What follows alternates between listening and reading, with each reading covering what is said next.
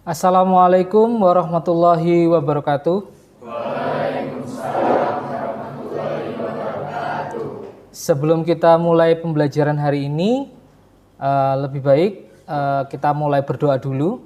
Kita mulai dengan berdoa. Silakan untuk ketua kelas memimpin berdoa.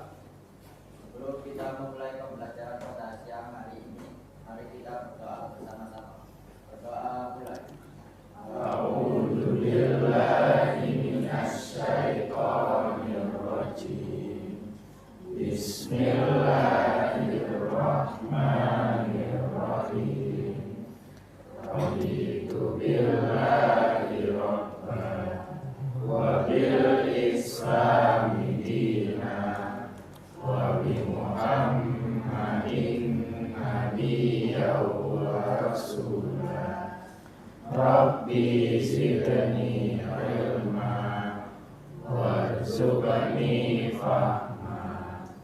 Rabbi ishrah li sadri wa yassir li amri wahlul 'uqdatam min lisani yafqahu qawli. Amin ya rabbal alamin. Baik, terima kasih.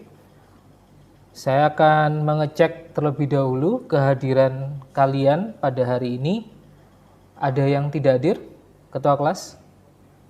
Berapa orang yang tidak hadir?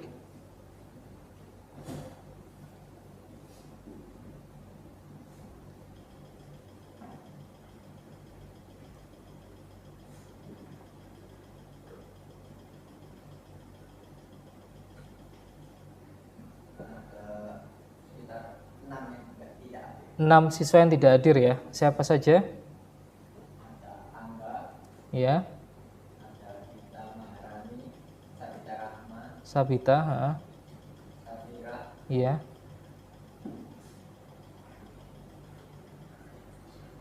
Naila Kanza, Hmm. sama siapa? Oh ya, baik.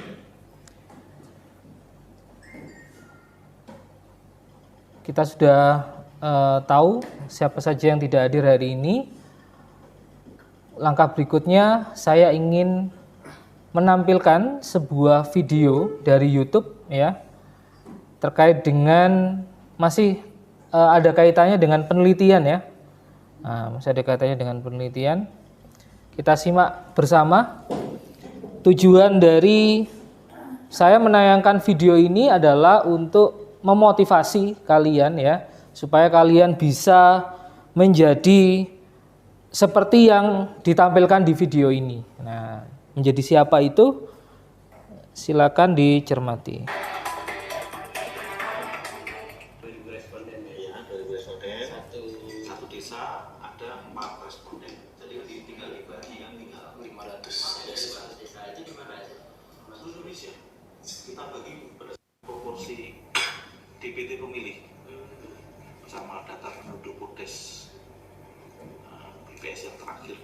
Oh, dibagi berdasarkan diproporsikan. Oh, diproporsikan berdasarkan dari jumlah penduduk itu sama DPT dari KPU. Itu boleh dijelasin maksudnya gimana? Jadi gini, misalkan pemilih pemilih di di provinsi ini itu proporsi dari totalnya adalah misalkan 5% dari total DPT. Oke. Nah, nanti dia dapat jatah 5% dari sampel 2000 tadi. Oh, begitu. Nah, sampel 2000 itulah nanti ya dipilihnya secara random, di bertahap gitu, dari mulai provinsi, kabupaten, kelurahan. Nanti terpilih desa terpilih. Kan itu dari desa kita lakukan random lagi, mendata seluruh kakak keluarga yang ada di desa itu didata semua.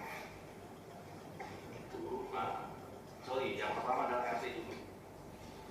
Ada berapa RT? Sama RT inilah yang kita pilih 2 RT dari desa itu.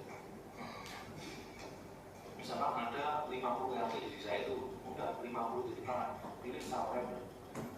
Itu tidak tidak asal misalkan saya pilih RT ini karena dekat, nggak boleh. Jadi misalnya saya dapat yang ini yang di ujung, misalnya di gunung atau apa harus didatengin kalau teman seperti ini dua RT ya. Dari 2 RT kita mendatangi ke ketua RT, minta daftar nama keluarga di RT itu. Di RT itu kita tanya daftarnya apa. Dari daftar itulah misalkan ada 100 AA. Sekarang kita pilih aja yang dua keluarga. Dua keluarga ini kita datengin, satu diambil laki-laki, satu diambil perempuan.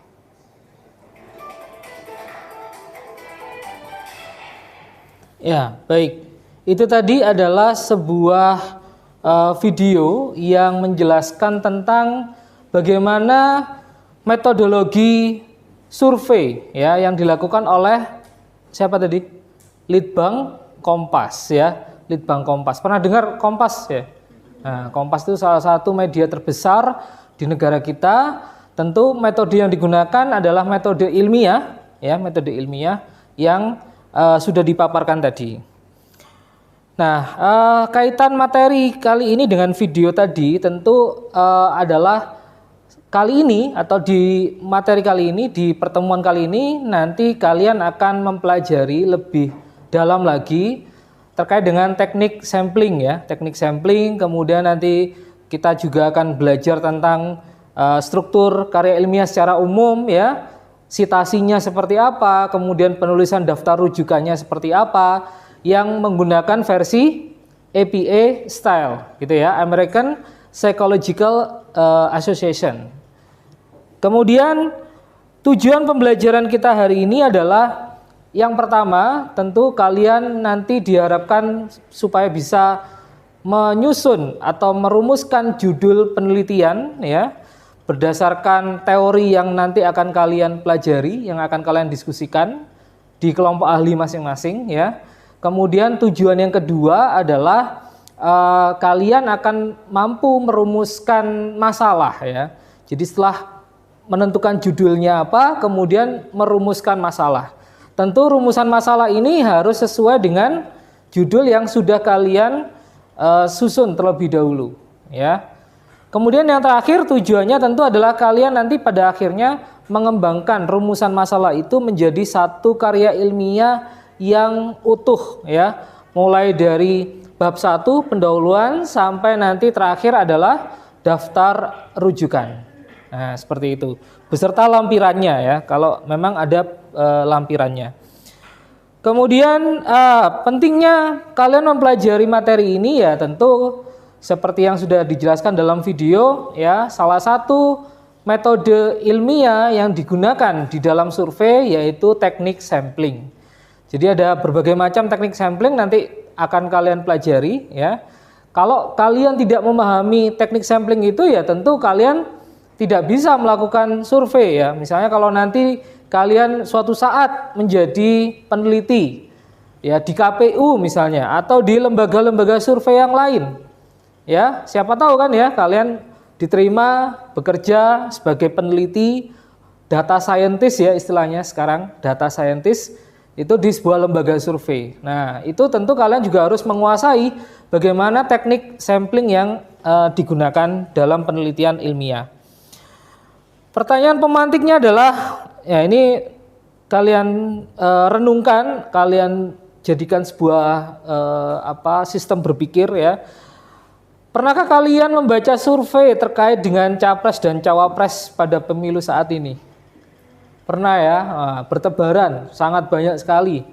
Nah, dari sekian banyak survei tadi, kira-kira kegiatan survei itu sesuai atau tidak dengan metode ilmiah?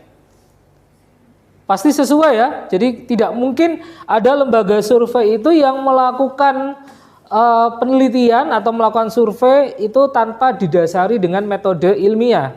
Tadi sudah dijelaskan oleh salah satu peneliti di Litbang Kompas bahwa teknik yang mereka gunakan adalah teknik random sampling ya, simple random sampling.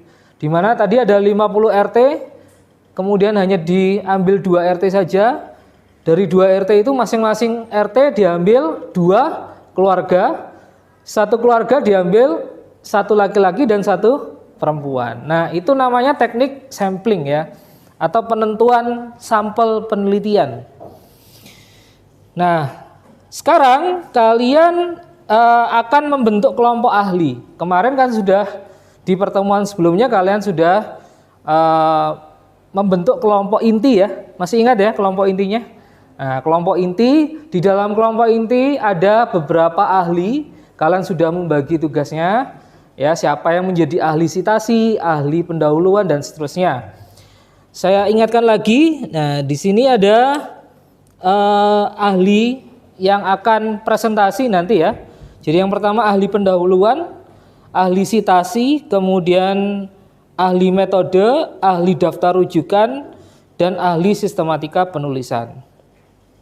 Nah, apa saja nanti yang akan didiskusikan dalam kelompok ahli? Ya, jadi sesaat lagi kalian akan berkumpul menjadi kelompok ahli. Kalau kemarin kelompok inti, nanti sesaat lagi setelah saya jelaskan akan ada pembentukan kelompok ahli. Jadi masing-masing ahli di dalam kelompok inti nanti berkumpul jadi satu kelompok menjadi kelompok ahli. Ahli pendahuluan itu mempelajari 5 informasi. Jadi ini yang nanti akan kalian sampaikan di dalam kelompok inti ya.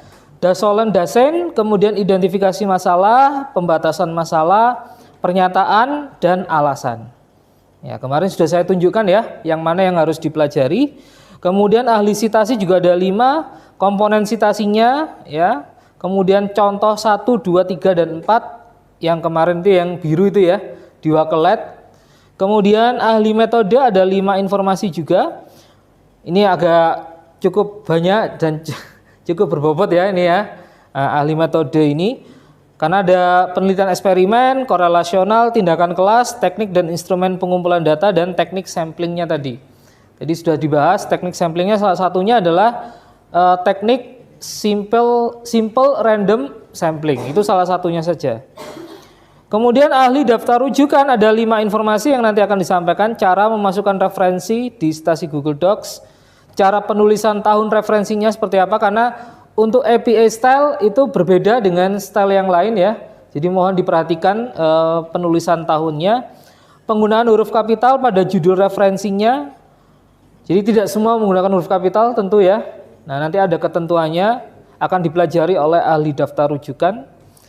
Cara menambahkan penulis yang lebih dari 1. Jadi tentu kalau ada jurnal ilmiah atau buku ya, tentu kalau lebih dari 1 penulis itu bagaimana cara untuk memasukkannya. Kemudian cara menyusun daftar rujukannya seperti apa. Nah, ini semua dilakukan di Google Docs ya. Jadi nanti ahli daftar rujukan saya mohon untuk menyediakan laptop ya, untuk bisa menerangkan nanti presentasi di kelompok intinya terkait dengan penggunaan Google Docs untuk penulisan sitasinya. Kemudian yang terakhir adalah ahli sistematika penulisan.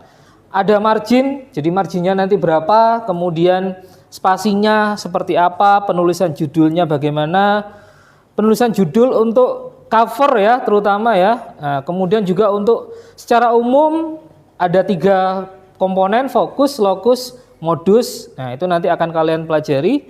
Penomoran karya ilmiahnya seperti apa dan penomoran halamannya seperti apa. Bisa dipahami ya? Oke, baik.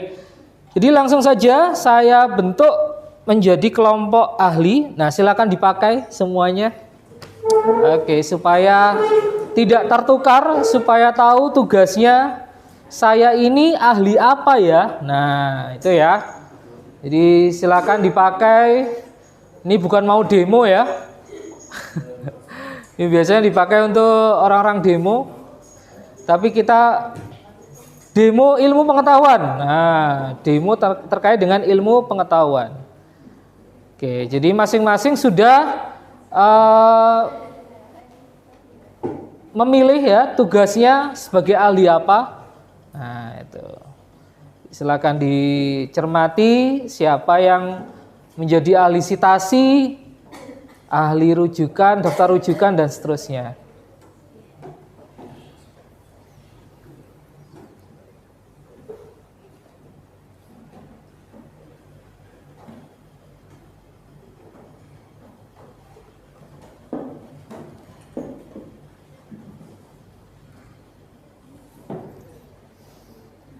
Oke, sudah? Nah, saya tentukan ya. Saya tentukan tempatnya supaya tidak acak nanti, supaya fokus. Ahli 1 atau ahli pendahuluan di sebelah sini, ya, ahli pendahuluan. Kemudian di sini ada ahli sitasi sebelah sini, ahli pendahuluan sana, ahli sitasi. Kemudian ahli metode sebelah sini. Kemudian ahli daftar rujukan sebelah sana. Yang paling belakang adalah ahli sistematika penulisan. Saya minta nanti mejanya digabung jadi satu, ya, membentuk kotak atau lingkaran, boleh terserah. Yang penting mejanya dijadikan satu. Silakan. Yuk.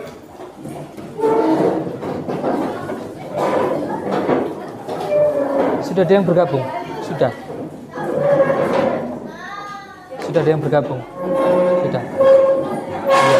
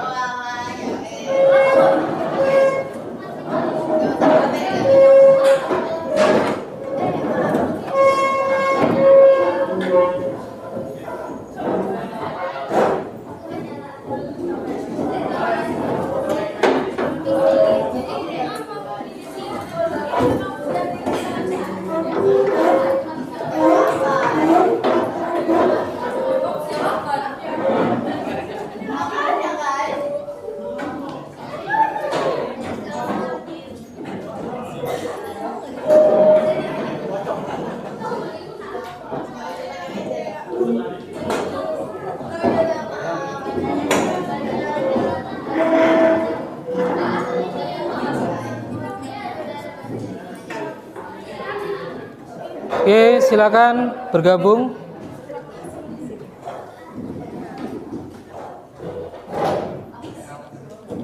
Sudah?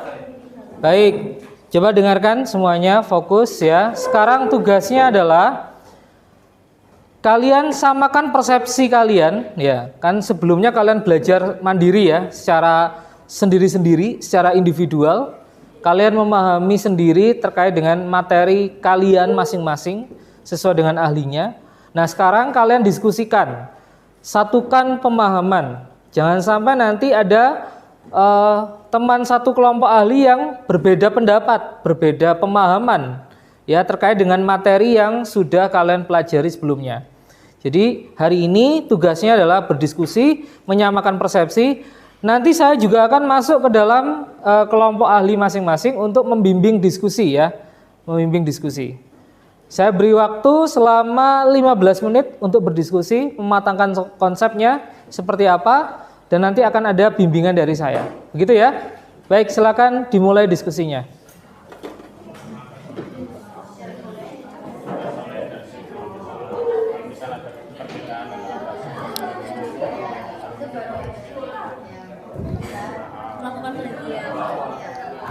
Kalau satunya identifikasi masalah. Identifikasi masalah adalah penjelasan tentang masalahnya yang lebih konkret. Iya, dibuka HP-nya masing-masing. Perinci. Yang ketiga itu ada pembatasan masalah. Pembatasan masalah, dibataskan ruang lingkupnya karena kualitasnya lebih bagus bisa ruang lingkupnya disempit. Yang keempat itu dan juga biar nggak keteteran juga iya, sih. Terus yang ya statement itu menjelaskan kenapa sebelumnya ada peneliti terdahulu atau enggak ya, kalau misal ada itu harus dijelaskan apa yang berbeda dengan penelitian yang lagi dibikin. Iya benar. Pertama itu apa? Minimal 3. Tiga.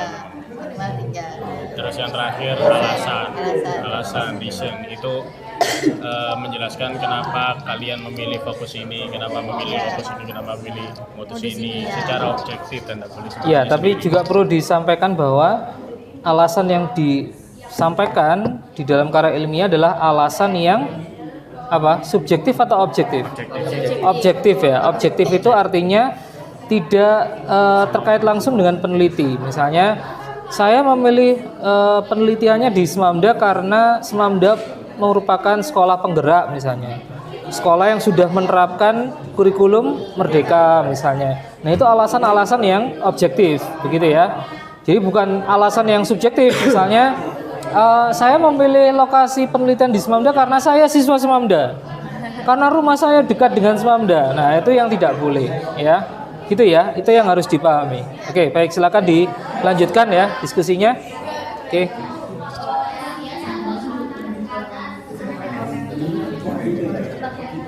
Oke, ini ahli sitasi. Ya, sitasi. Nah, berdasarkan asesmen diagnostik kognitif kemarin, memang lebih banyak salahnya di sitasinya ya. Nah, sitasi itu perlu kalian pahami bahwa untuk tahun penulisan referensinya, kalau untuk APA style itu bagaimana? Tahun ya. Jadi komponennya apa saja untuk sitasi? Komponennya yang pertama kalimat, ya wakletnya coba dibuka kemarin. Yang pertama apa?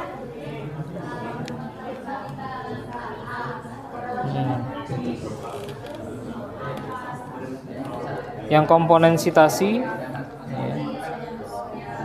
yang ada contoh-contoh sitasinya itu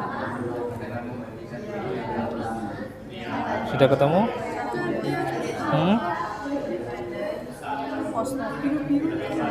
Yang warnanya biru. Nah itu, nah coba Mbak disebutkan Mbak. Nah, apa saja itu? Komponennya ini terdiri dari 4 tipe. Yang pertama ada kalimat argumen, nama penulis buku atau nama belakang saja, tahun, dan yang terakhir nomor halaman. Untuk contoh keempat sudah paham ya? Sudah Pak. Nah, jadi contoh keempat itu maksudnya yang dikutip itu adalah pendapatnya Keraf ya. Jadi bukan pendapatnya Yanuri tetapi pendapatnya Keraf. Hanya saja pendapatnya Keraf ini ternyata letaknya di dalam bukunya Yanuri. Nah, nama penulisnya kan Yanuri itu ya. Nah, itu maksudnya. Jadi yang dikutip adalah pendapatnya Keraf yang ada di dalam bukunya Yanuri. Nah, gitu. Tapi kalau mengutip pendapatnya Yanuri, contohnya pakai yang mana? Iya, contohnya 1, 2, 3 atau 4? Kalau misalnya saya mengutip pendapatnya Yanuri di bukunya Yanuri, berarti kita pakai contoh 1, 2, dan 3. Tetapi kalau misalnya di dalam bukunya Yanuri itu ada pendapat orang lain yang sudah pernah dikutip sebelumnya, kemudian saya kutip pendapat orang itu di dalam bukunya Yanuri, maka kita gunakan contoh yang keempat. Nah, yang perlu diperhatikan adalah setelah tahun itu harus titik 2, bukan koma ya. Kemarin banyak yang salah di situ ya. Ya, jadi setelah tahun itu koma, itu yang salah. Jadi yang betul adalah setelah tahun titik 2 baru halamannya. Ya. Tahun titik 2 halaman. Nah, itu yang penting ya untuk dipahami. Oke, baik. Terima kasih. Ya. Itu gimana Pak? Kayak kalau misalnya bukan dalam bentuk halaman tuh gimana? Kayak misal ini kan kalau kayak tidak ada halamannya ya berarti tidak perlu, hanya tahunnya saja. Nah, gitu ya. Misalnya kalau artikel di internet kan nggak ada halamannya itu. Nah, tentu ya nggak perlu kita tuliskan ya, tidak perlu kita tuliskan halamannya karena memang tidak ada. Gitu ya. Oke, paham ya? Ya, paham. Ada pertanyaan lagi? Oke, sip. Nah, ini ahli apa ini? Metode. Nah, ini yang paling komplit ya. Coba teknik sampling ada berapa? Coba. Ada probability sampling, ada probability sampling Iya. sama non probability sampling kan ya Pak. Terus kalau probability itu ada simple random sampling, itu artinya nanti kayak si peneliti itu menguji audiens atau mengambil sampel yang dia itu sama dan sampelnya itu mewakili, jadi pakai undian gitu Pak, jadi random. Terus ada systematic sampling, itu Iya. bisa kayak urutan, kayak mau ngambil yang ketiga berarti kelipatannya yang ketiga. Terus ada proportionate stratified random sampling, terus ada juga yang disproportionate sama cluster sampling, terus ada non probability sampling, tapi kita belum belajar, masih lagi belajar. Nah, iya. Ya, tapi perlu diperhatikan ya. Kesini semua coba. Digeser. Nah. Jadi begini, supaya dipegang aja nggak apa. Saya sudah masuk. Jadi yang perlu kalian perhatikan, nanti ada kemiripannya ya. Yang mirip itu adalah yang proportionate stratified, yang stratified sama yang cluster ya. Kan ada yang cluster ya. Nah, dua-duanya itu kan sebenarnya kelompok kan ya. Stratified itu ya ada kelompok-kelompoknya. Cuma dia berstrata, bertingkat kan gitu ya. Kalau cluster juga ada kelompoknya. Nah, bedanya apa? Kalau di dalam stratified, satu kelompok individu-individu dalam kelompoknya itu homogen atau heterogen? Homogen, karena sama kan, satu strata. Tetapi antar strata beda atau sama? Beda atau heterogen ya. Nah, sedangkan ini bedanya. Kalau di cluster, di dalam satu cluster individunya homogen atau heterogen? Heterogen jelas kan. Misalnya kita melihat di cluster Magersari atau Sidowayah gitu ya. Penduduknya kan macam-macam. Ya, ada yang berprofesi sebagai karyawan, guru, dan seterusnya. Kalau kita lihat dari profesinya misalnya. Tetapi kalau kita lihat antar klaster, misalnya Sidowayah dan Magersari, ya, atau Candi, itu kira-kira sama atau berbeda? Kalau antar klasternya, beda atau sama? Sama-sama penduduk Sidoarjo. Nah, gitu. Jadi kalau klaster itu kan lebih kecil daripada populasinya ya. Nah, populasinya adalah penduduk Sidoarjo, cuma kita mengambil klaster-klaster yang ada di dalam Sidoarjo itu. Nah, antar klaster ini tentu sama, ya kan? Sama-sama warga Sidoarjo dari populasi yang besar tadi yang namanya Sidoarjo. Nah, bedanya tahu ya sudah ya? Nah, kalau sekali lagi saya tanya bedanya. Kalau di dalam stratified tadi, individunya homogen atau heterogen? Homogen.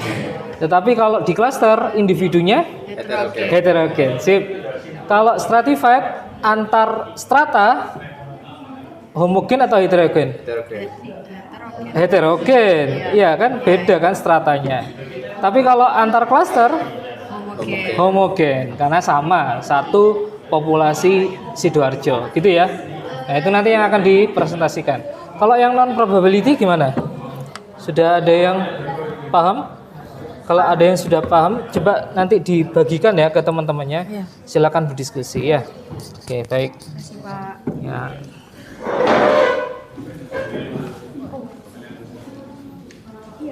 Oke, di sini ada ahli sistematika penulisan. Nah, sudah menemukan informasinya terkait tadi yang sudah saya sampaikan, margin dan seterusnya. Ada yang mau menyampaikan? Silakan. Ya. Untuk marginnya berapa? Jadi kalau dari margin itu yang kiri 4 cm, kalau atas kanan Bentar, ya. bawah Saya mendekat itu, aja. Kalau iya, margin? Margin yang kiri kan 4 cm, kalau atas kanan bawah itu 3 cm. 4 cm itu karena ketika dijilid itu biar nggak tertutup gitu tulisannya. Lalu selanjutnya kalau dari spasi itu 1,5. 1,5. Terus? Terus kalau penemuan halaman di cover itu tidak perlu. Lalu kalau halaman sebelum bab, misalnya seperti daftar isi, kata pengantar, itu di tengah bawah dan menggunakan angka Romawi. Lalu kalau misalnya halaman awal bab itu berarti di tengah bawah menggunakan huruf biasa. Kalau halaman isi berarti di kanan atas huruf biasa juga. Ya, jadi setiap awal bab itu ada di tengah bawah ya, tengah bawah. Awal bab, misalnya bab 1 pendahuluan, halamannya di bawah, tengah bawah. Nanti halaman berikutnya pindah posisi ke kanan atas, kanan ya. Nah, jadi misalnya ini kertasnya kanan atas ya. Iya. Kalau di awal bab di bawah tengah ya, tengah bawah. Nanti muncul lagi bab 2 di mana? Bawah Di bawah tengah ya.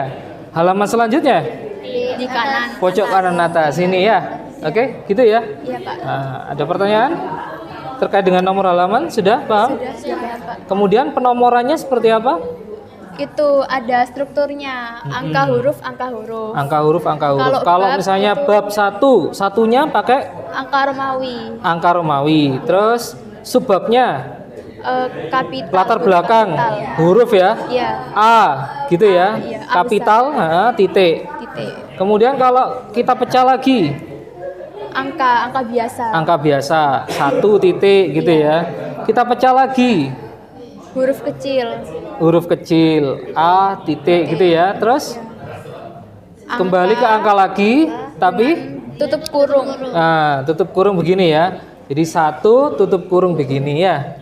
Nah, terus kalau ada pembagian lagi huruf Tutup kurung. tutup kurung ya. Pembagian lagi angka Dengan tutup Ya. buka kurung tutup kurung gini ya. Ya. Supaya ada bedanya dengan yang tadi. Nah, terus yang terakhir huruf buka kurung tutup kurung seperti ini ya. Oke. Terus sudah ada 5 informasi ya. Iya. Nah, itu nanti yang akan disampaikan di kelompok inti gitu ya. Baik. Terima kasih. Oke, di sini ahli daftar rujukan. Nah, daftar rujukan. Ini terkait dengan Google Docs ya. Sudah dipelajari Google Docs-nya? Sudah. Nah, nanti kalian tunjukkan melalui laptop kalian masing-masing ya. Seperti apa? Nah, coba didemonstrasikan. Ada yang bisa di-shoot di sini mungkin? Ya. Coba dijelaskan, Mas. Atau siapa yang mau menjelaskan? Ya, pindah ke sini aja. Ya, laptopnya dibawa sekalian. Nah, pindah posisi ya. Nah, bisa diperlihatkan ya. Di sini praktik untuk membuat citasinya ya. Nah, silakan Google Docs-nya seperti apa? Dijelaskan, Mas. Oke, jadi di sini pertama-tama ya kita buka dokumen kosong dulu di Google Docs. Oke. Nah, kalau sudah muncul tampilan seperti ini, kita pergi ke bagian tools ataupun alat. Nah, nanti di bagian tools ini ada beberapa opsi. Nah, nanti kita pilih salah satu di sini, yaitu kutipan atau citation. Nah, di sini nanti kita bakal pilih yang milih APA Style edisi ke-7. Lalu kita tinggal klik tambahkan sumber kutipan. Nah, di sini bakal kalian dipilih opsi mau dari mana sumber artikel kalian. Nah, di sini kita pakai yang artikel jurnal dan ini diakses oleh situs dari situs kita. Ada yang mau citation. Setelah itu di sini kan ada nama depannya. Nah, kita pergi ke artikel yang ingin kita taruh di daftar rujukan. Misalnya ini di sini. Artikel meneguhkan nilai aswaja dalam bingkai pendidikan Islam anti radikalisme. Nah, untuk namanya kita tinggal ketik saja nama penulisnya siapa. Nah, karena di sini ada satu nama, tinggal kita ketik aja di sini di nama kontributor Uswatun Kaswaja. Seperti ini.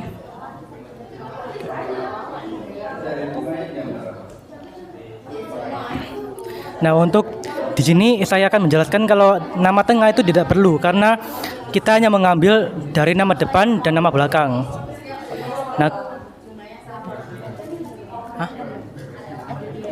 Nah, kalau misal ada dua penulis, tinggal kita tambahkan ketik plus kontributor dan bakal ada muncul kolom yang lain seperti yang ini. Jadi ada dua. Ini untuk apabila ada dua penulis lebih dari satu. Selanjutnya di sini ada judul artikel.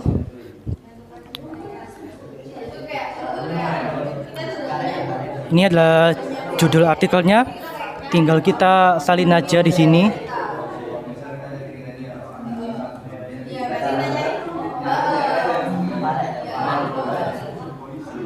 Nah, untuk judul artikel ini sendiri yang dimana struktur penulisannya itu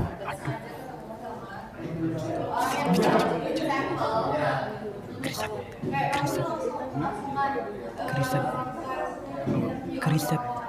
Sebentar ya.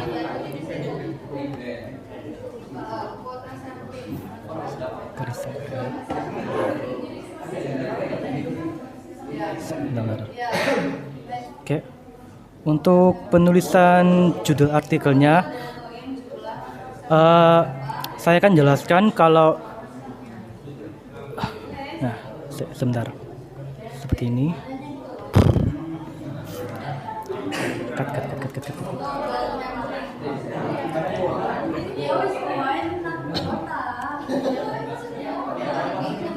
Nah,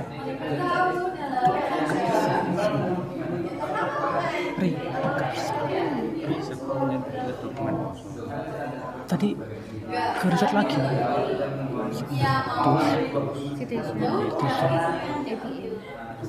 Style. Masukin website aja. Iya, langsung. Tapi penulisan itu build opsi langsung ya. Bentar. Ya, yang terpenting semuanya paham ya. Iya, Pak. Nah, langkah-langkahnya nanti akan dijelaskan di kelompok inti. Ini hanya koordinasi saja ya, koordinasi supaya kalian siap untuk presentasi di kelompok inti nanti. Begitu ya. Ada pertanyaan mungkin? Tidak ada? Oke. Terima kasih ya.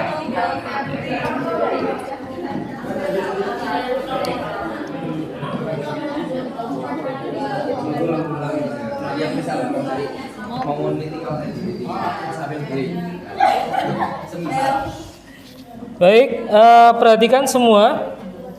Saya pikir cukup ya untuk diskusi kelompok ahli ya. Selanjutnya, tahap selanjutnya, sebentar.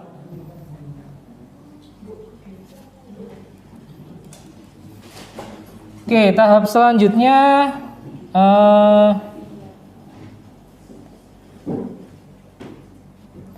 kalian akan kembali ke kelompok asal ya. Jadi setelah kalian berdiskusi, memantapkan konsep masing-masing materi sesuai dengan ahli yang ditugaskan ya.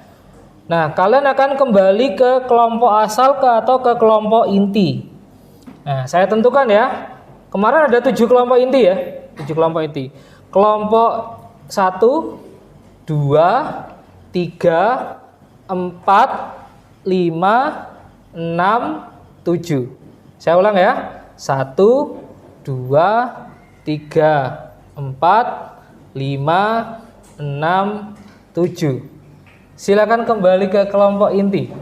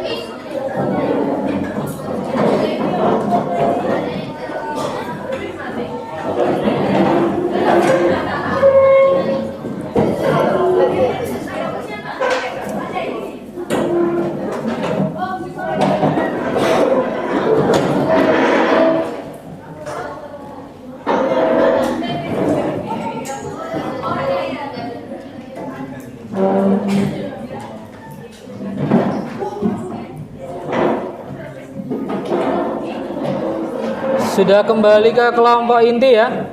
Halo, perhatikan. Ya. Kelompok inti seperti yang kemarin ya. Jadi ada 7 kelompok inti. Nah, nanti setelah ini secara bergantian kalian akan presentasi di kelompok inti ya. Jadi setiap ahli akan presentasi di kelompok inti masing-masing. Kita mulai dari ahli pendahuluan dulu ya. Nah, tapi sebelum presentasi coba perhatikan. Nanti akan ada penilaian ya. Setelah presentasi akan ada penilaian ya. Jadi kalian yang akan menilai nanti. Jadi kalian sendiri yang akan menilai presentasi ahli yang lain gitu ya. Coba perhatikan semuanya di depan ya. Loh. Mati. Dinyalakan dulu ya. Baik. Saya bacakan terlebih dahulu apa saja yang akan diteliti nanti atau yang akan dinilai ya, yang akan dinilai. Jadi ada beberapa poin nanti yang akan dinilai ya. Yang pertama adalah kelancaran berbicara. Ya, kelancaran berbicara. Kategorinya ada sangat lancar, lancar, cukup lancar, kurang lancar, sangat kurang lancar. Jadi ada 5 ya, saya ulang. Sangat lancar, lancar, cukup lancar, kurang lancar, sangat kurang lancar.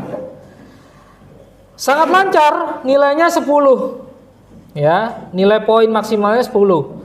Kalau lancar 8 poin, cukup lancar 6, kurang lancar 4, sangat kurang lancar 2. Jadi kelipatan 2 ya. Nah, turun 2 poin, 2 poin. Kemudian yang berikutnya adalah kejelasan informasi. Nah, seperti ini ya.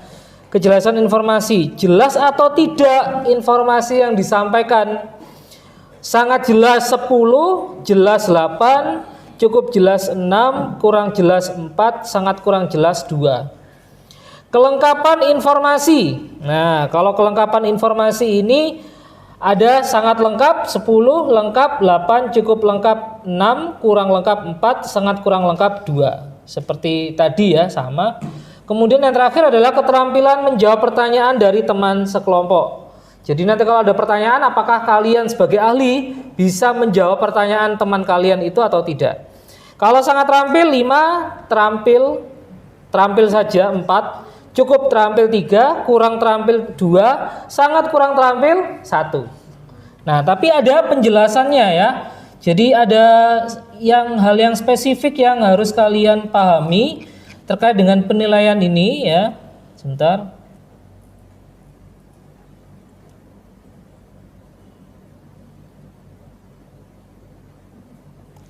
Nah, tadi misalnya kelancaran berbicara ya. Kelancaran berbicara itu maksudnya yang seperti apa? Oh, kalau sangat lancar itu ada 5 kriteria. Ya, yang pertama tidak terlalu banyak jeda. Gitu ya. Itu namanya lancar kan ya. Kemudian tidak mengulang penjelasan, tidak ragu-ragu, suaranya lantang ya, tidak berbisik. Kemudian yang terakhir adalah tidak terlalu cepat tapi juga tidak terlalu lambat. Itu definisi kelancaran berbicara. Kalau semuanya mencakup 5 poin tadi, 5 kriteria terpenuhi, berarti masuk apa? Sangat lancar. Sangat lancar ya. Nilainya 10. Lancar 4 kriteria dan seterusnya. Gitu ya. Oke. Berikutnya kejelasan informasi. Nah, kalau sangat jelas itu harus mencakup 5 kriteria. Itu bisa dikatakan sangat jelas. Sangat jelas. Kejelasan informasi ada 5 kriteria. Pertama, tidak boleh ambigu. Ambigu itu apa? Bermakna ganda ya. Ini apa maksudnya? Bermakna ganda. Masih multi tafsir ya. Kemudian disertai dengan contoh, tidak berbelit-belit, penyampaiannya runtut. Setiap istilah ilmiah itu dijelaskan. Jadi kalau ada istilah yang perlu dijelaskan itu ya dijelaskan, begitu ya. Kemudian kelengkapan informasi. Nah, tadi seperti yang sudah saya sampaikan tadi, kalau ahli pendahuluan menyampaikan 5 informasi ini, ya, 5 informasi ini, Dasolen versus Dasein, identifikasi masalah. Saya perbesar ya. Sudah terbaca? Ya, identifikasi masalah, pembatasan masalah, pernyataan alasan. Kalau semuanya bisa disampaikan, berarti itu masuk sangat lengkap. Begitu ya. Dan seterusnya, kalau misalnya hanya 4 berarti lengkap, cukup lengkap 3, kalau kurang lengkap 2, sangat kurang lengkap hanya 1 informasi. Nah, begitu ya. Oke, kalau untuk ahli citasi tadi sudah ya, 5 poin juga komponen citasi, contoh 1, 2, 3, 4 harus dijelaskan. 5 informasi juga untuk ahli metode, ya, tadi sudah saya sampaikan, dan seterusnya, dan seterusnya. Kemudian yang terakhir adalah keterampilan menjawab pertanyaan dari teman sekelompok. Itu maksudnya apa? Ada 5 kriteria. Kalau 5 kriteria ini terpenuhi, berarti masuk ke sangat terampil, begitu ya, sangat terampil. Jawaban tidak berbelit-belit, mampu menunjukkan contoh dari setiap jawaban. Jadi ada contoh-contoh realnya, nyata. Kemudian jawaban tidak ambigu, mampu menggunakan kosakata yang beragam, ya. Jadi pilihan katanya beragam. Kemudian menggunakan kalimat yang efektif, yang mudah dipahami. Nah, itu adalah yang termasuk sangat terampil, 5 kriteria. Kalau hanya 4 berarti terampil. Kalau hanya 3 kriteria saja cukup terampil. Kemudian kalau 2 kurang dan 1 sangat kurang terampil. Begitu ya pedoman penilaiannya. Jadi tidak boleh berdasarkan like and dislike. Wah, saya nggak suka sama si itu Pak, saya nanti ngasih nilai sekian aja. Nah, itu yang tidak boleh ya. Jadi jangan subjektif tetapi harus yang objektif. Nah, ini adalah penilaian yang objektif ya, supaya kalian menilainya benar ya dan tepat gitu ya. Baik, langsung saja kita mulai.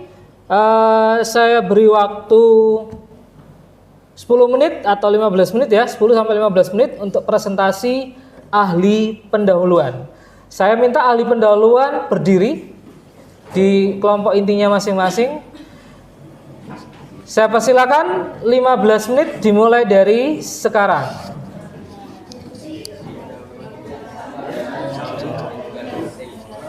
Dasolen itu artinya teori, sedangkan Dasein artinya kenyataan. Terus lanjut ada identifikasi masalah, yaitu ya menjelaskan masalahnya. Terus lanjut ada pembatasan masalah, itu membatasi ruang lingkup penelitian dan masalah. Terus lanjut ada statement, itu menjelaskan apa yang berbeda dari peneliti sebelumnya. Dan yang terakhir alasan atau reason, itu ya apa alasan memilih lokus dan modus dalam penelitian tersebut. Ada pertanyaan? Ada pertanyaan? Sudah? Tidak ada? Baik. Teori atau Dasolen itu pasti akan memunculkan fokus. Terus yang kedua itu ada identifikasi masalah. Identifikasi masalah itu berarti penulis harus menjelaskan masalahnya secara lebih konkret. Dan yang selanjutnya itu ada, bisa dilihat di sini ada pembatasan masalah. Jadi kualitasnya karya ilmiah itu akan lebih bagus kalau misal ruang lingkupnya dibatasi, karena kita itu pasti nggak bisa meneliti semua masalah. Makanya kita harus menyimpulkan, membatasi sedikit masalahnya supaya kita bisa lebih fokus terhadap satu masalah saja. Terus yang statement dulu.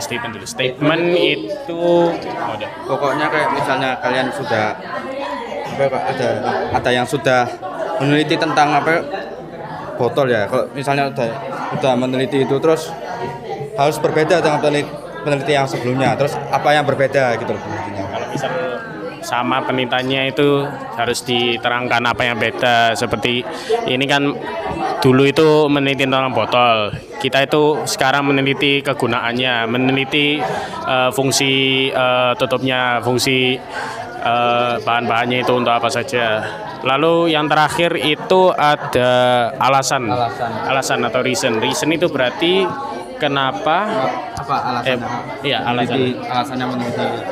alasan mengapa memilih masalah itu, kenapa memilih lokus itu, mengapa memilih lokasi itu, dan mengapa memilih Terima kasih.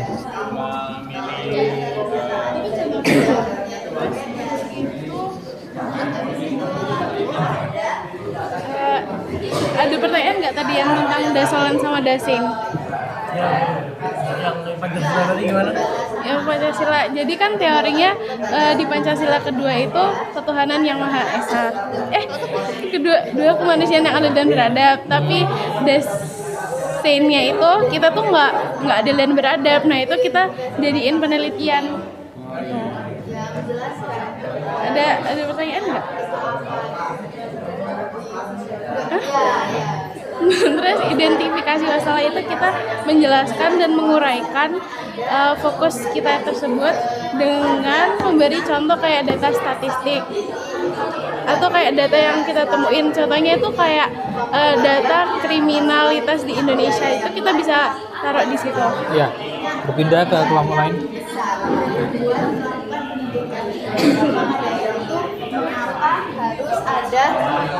Harus ada pembatasan masalah. Nah, lalu ada statement. Statement ini harus dijelaskan karena statement itu apa sih, guys? Pendapat. Pernyataan ya.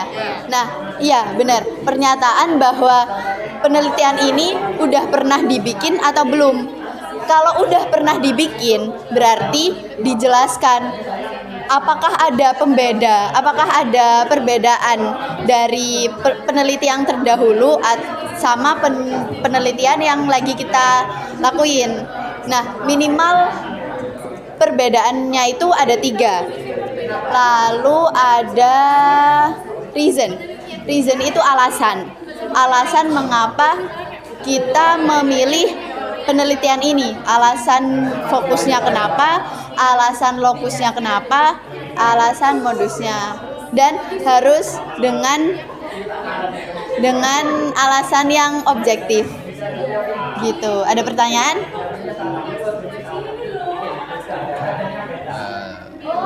Silakan kalau ada pertanyaan.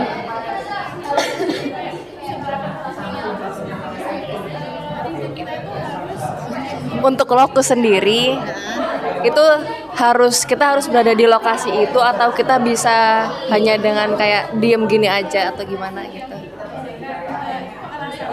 Oke. Terima kasih.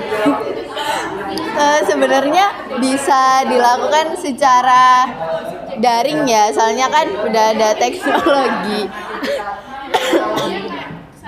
Gitu. Ya. Sudah. Gitu. Ya, sudah, Pak. Baik. Ada pertanyaan enggak? Lalu selanjutnya ada pembatasan masalah. Jadi salah satu karakteristik karya ilmiah itu tuh semakin spesifik atau semakin sempit ruang lingkupnya, itu tuh semakin bagus. Jadi misalnya kita itu mau neliti HP, kita tuh nggak mungkin neliti semua fiturnya kan. Jadi kita tuh bisa pilih mau layarnya kah, mau kameranya kah. Pokoknya kita nggak usah neliti semua biar pembaca tuh juga nggak bingung. Dan peneliti itu juga pasti punya keterbatasan biaya, terus bisa punya keterbatasan waktu atau tenaga gitu. Ada yang ditanyakan? Ada pertanyaan? Sudah? jelas. Oke, jelas ya.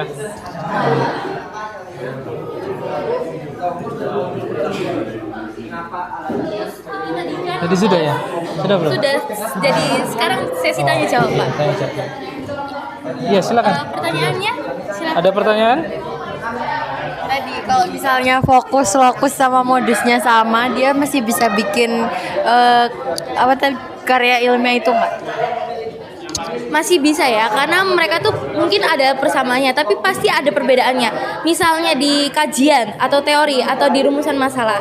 Misal si peneliti A nih memakai kajian A versi 1, tapi peneliti B ini memakai kajian A juga, tapi yang berbeda adalah versinya. Yang A versi 1 dan yang B versi 2. Jadi tetap ada perbedaan sehingga terjadinya penelitian karya ilmiah. Oke, udah ada lagi? Udah cukup. Udah kenyataannya. Kalau kalian ngambil penelitiannya itu karena dekat atau karena kalian siswa semanda, itu berarti sudah termasuk subjektif, bukan objektif. Ada yang ditanyakan sejauh ini? Lokus tak? Yang lainnya juga, kan saya sudah bilang di awal itu fokus, lokus, modus itu alasannya secara objektif, bukan subjektif. Kalau contoh modus, nggak yang modus. Kalau lokus tak? Kalau lokus ya, modus kan? Kalau modus, misalnya upaya guru untuk membuat siswa-siswa itu bisa mencerna pembelajaran yang dia berikan.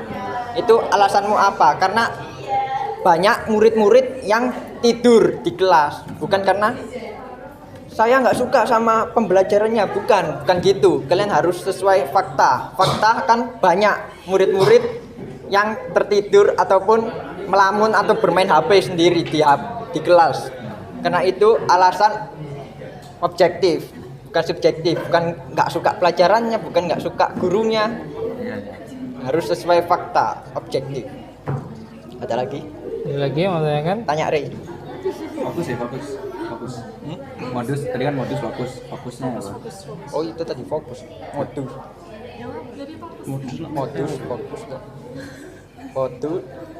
Fokus, lokus, modus. Contoh dasen dasolen.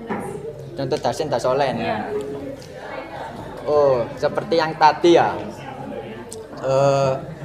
Pembelajaran.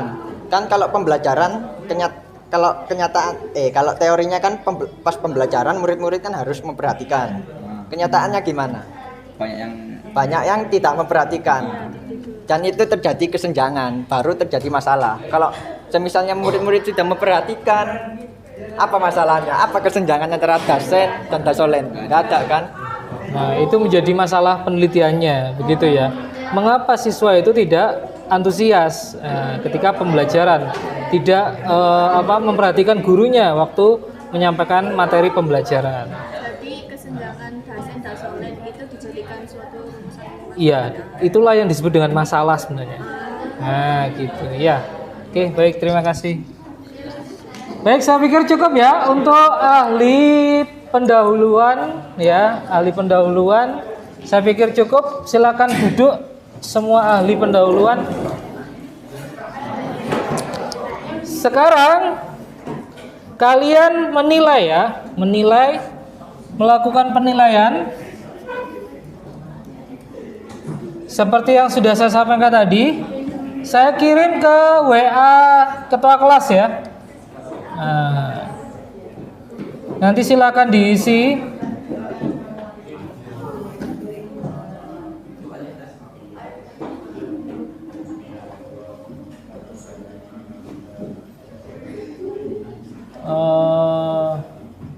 Ini ya. Ya, silakan ketua kelas untuk membagikan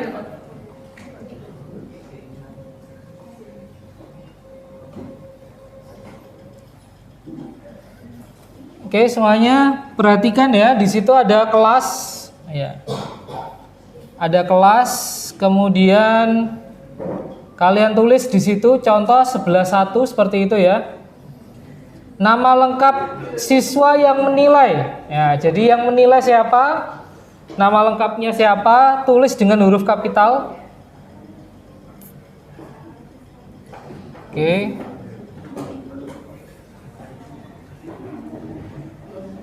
Kemudian nama lengkap siswa yang dinilai.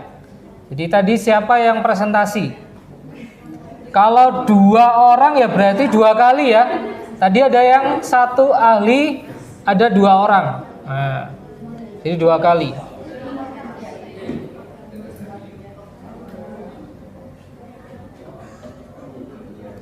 Tulis dengan angka ya.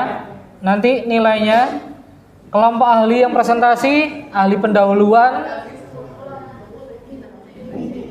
kelancaran berbicara nilainya berapa? Tulis ya dengan angka.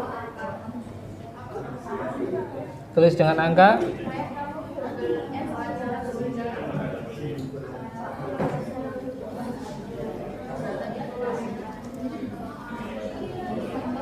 Saya beri waktu 2 menit untuk menilai. Setelah itu kita lanjutkan presentasi ahli yang lain ya.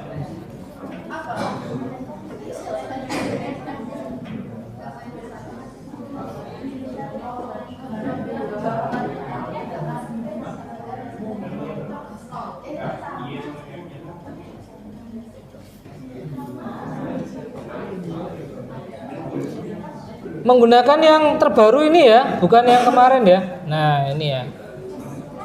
Yang ada PPG-nya.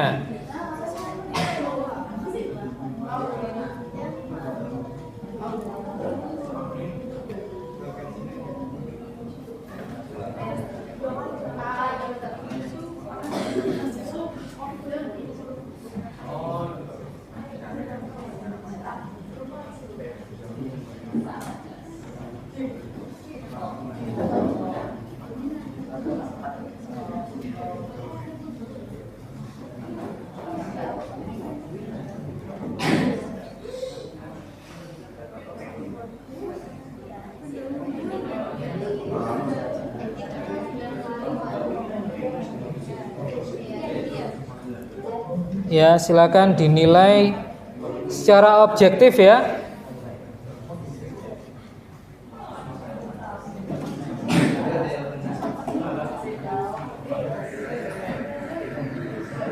Sudah semua? Belum? Ya.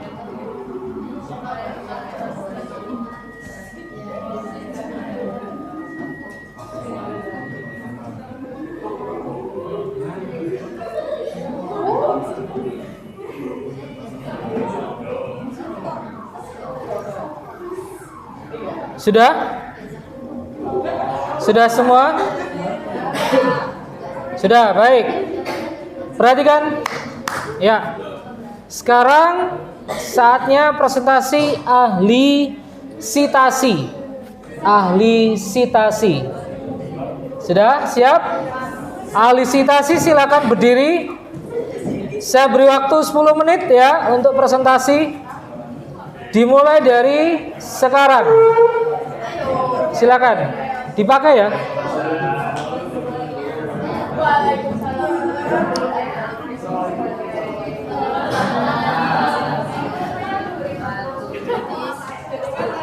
Jadi di sini saya akan menjelaskan tentang kutipan yang akan dipakai ketika kita nanti membuat karya ilmiah. Jadi yang pertama itu dari komponen di kutipan itu ada komponen kalimat argumen, nama penulis buku, tapi nama penulis bukunya itu hanya nama depannya saja. Kemudian ada tahun terbit buku yang dikutip dan kemudian ada nomor halamannya. Nah, contoh kutipan itu tuh ada 4. Ada kalau yang contoh pertama itu bangsa Indonesia harus mampu bersaing dengan bangsa lain. Yanuri 2021-15. Yanuri itu berarti penulisnya. Kemudian 2021 itu tahun terbitnya. Kemudian 15 itu nomor halamannya. Kemudian setelah Yanuri itu diberi koma dan setelah tahun 2021 itu diberi titik 2. Ya, terima kasih ya. Dilanjutkan ya.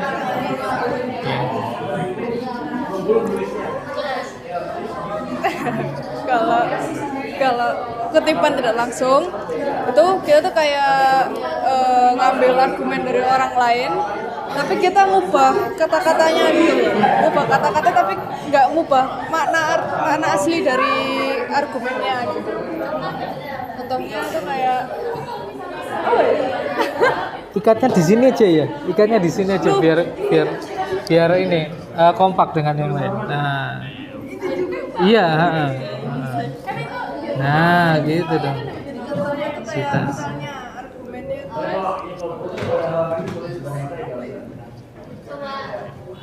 Contoh argumennya misalnya dulu ya. Lanjutin dulu, masih banyak ini. Nah, habis gitu. Kutipan langsung itu ada kutipan langsung panjang sama kutipan langsung pendek. Kutipan langsung yang panjang itu kata-katanya lebih dari 40 kata. Kalau yang pendek ya kurang dari 40 kata. Terus nah, cara ngutip tuh ada 4 cara. Yang cara pertama itu pinjam buku. Ada. Oke, terima kasih ya. Dilanjutkan ya. Kalau misalnya saya ngambil pegang. Kalau misalnya saya ngambil contohnya Farel, tapi Farel misalnya ngambil contoh dari Faiko, terus Farel ngambil dari Faiko, terus saya ambil dari Farel. Itu pakai contoh 4. Contoh 4 itu seperti penulisan seperti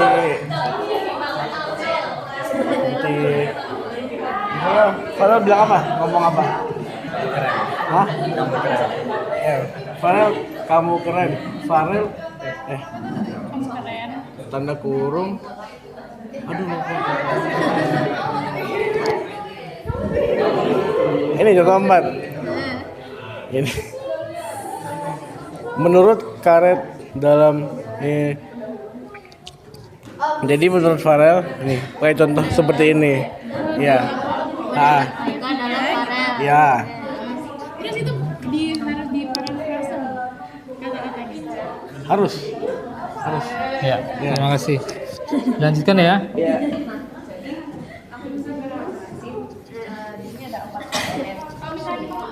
Di sini ada 4 komponen, yaitu kalimat argumen, nama penulis buku atau nama belakang saja, tahun, dan nomor halaman yang terakhir.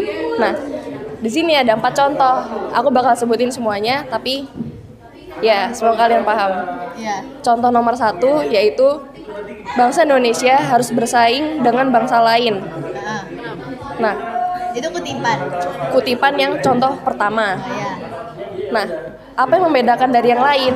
Karena kalau yang lain itu peletakan nama si pengutipnya ini di antara si contoh kalimatnya ini. Nah, jadi contoh buka kurung ya Nuri, 2021.2 dan nomor halaman yang terakhir. Setelah itu tutup kurung.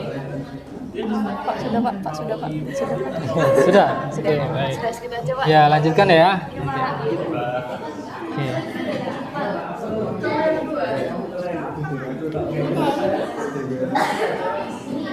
Ini sudah ada ya?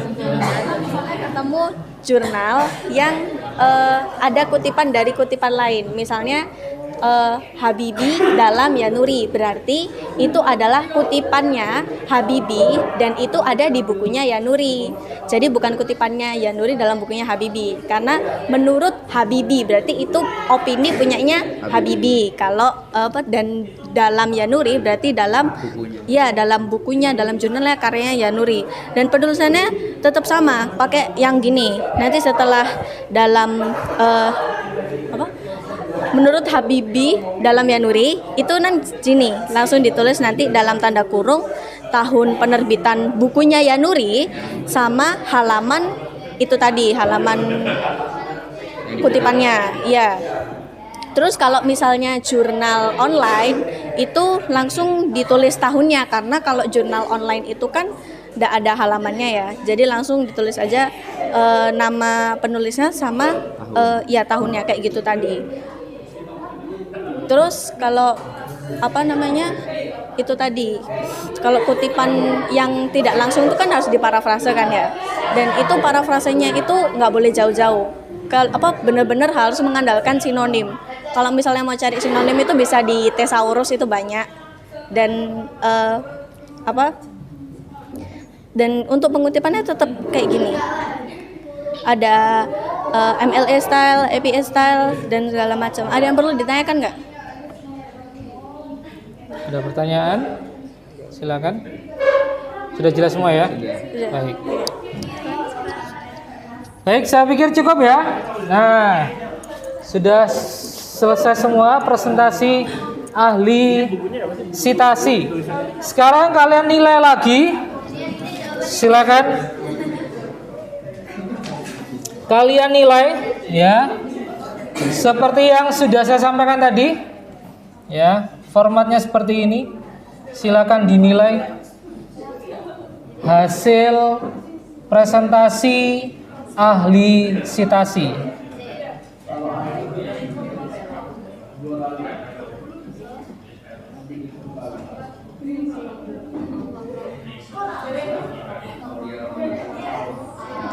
Tulis dengan angka ya. Nama lengkap bukan nama panggilan ya.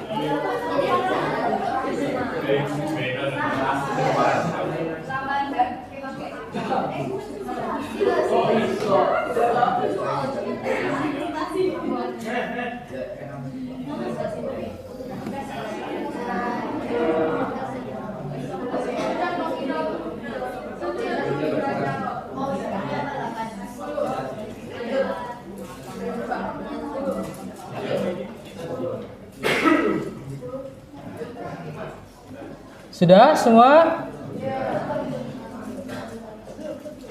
Oke, kalau sudah kita lanjutkan presentasi ahli siapa lagi ya? Sebentar. Pendahuluan sudah, sitasi metode ya. Ahli metode. Silakan. Saya beri waktu 10 menit juga untuk ahli metode. Silakan. Dimulai dari sekarang.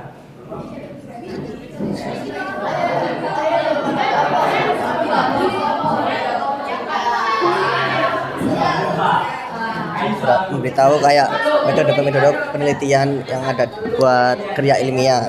Yang pertama ada metode penelitian eksperimen. Metode penelitian eksperimen itu adalah penelitian yang berusaha untuk menerapkan sesuatu atau juga bisa dibilang uji coba gitu. Ciri-cirinya itu tidak menuntut keberhasilan. Jadi kamu kalau melakukan coba eksperimen, gak apa-apa kamu gak berhasil. Ya, terus observasi langsung oleh peneliti. Peneliti melakukan rekayasa atau manipulasi terhadap objek penelitian.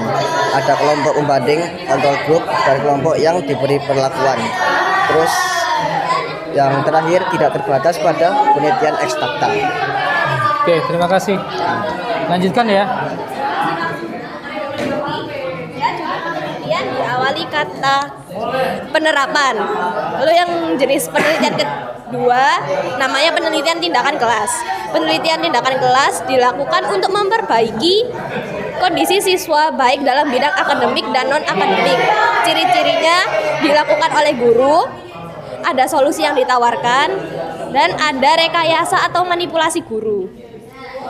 Jenis penelitian ketiga adalah penelitian korelasional. Teknik analitik untuk mencari hubungan antara dua variabel. Ciri-ciri dari korelasional terdiri dari dua variabel atau lebih, ada variabel independen atau bebas dan dependen atau terikat. Lalu judul penelitian biasanya diawali kata hubungan dan pengaruh. Korelasi itu ada dua, korelasi positif itu jika suatu variabel mengalami pertambahan maka variabel lain juga mengalami pertambahan. Lalu korelasi negatif, jika suatu variabel mengalami penambahan maka variabel lain mengalami penurunan. Ayo yang serius. Jenis variabel ada dua juga. Variabel independen atau bebas yang menjadi sebab dari timbulnya variabel dependen atau terikat. Sedangkan variabel dependen atau terikat itu yang menjadi akibat dari variabel independen atau bebas. Oke, terima kasih. Nanti dilanjutkan ya.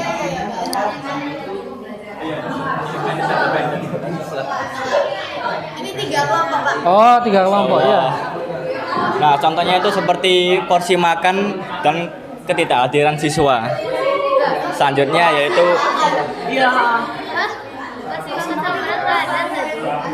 porsi makan dan tidak kehadiran siswa.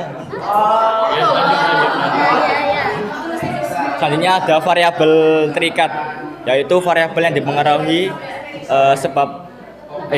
menjadi akibat karena adanya variabel bebas. Seperti contoh berat badan dan nilai siswa.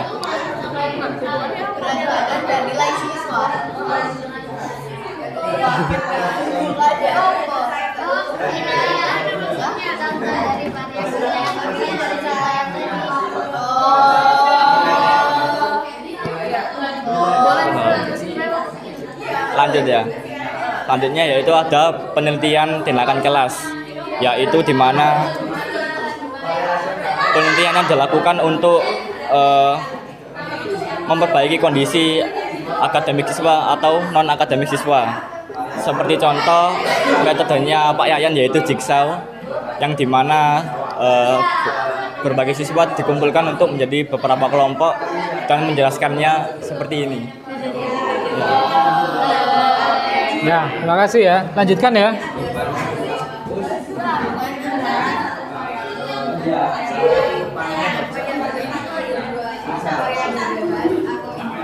Sama variabel terikat atau dependen. Nah, kalau misalnya variabel bebas itu artinya dia tuh variabel yang mempengaruhi adanya variabel terikat. Jadi misalnya contohnya kita itu bikin penelitian tentang hubungan jumlah konsumsi makanan dengan berat badan.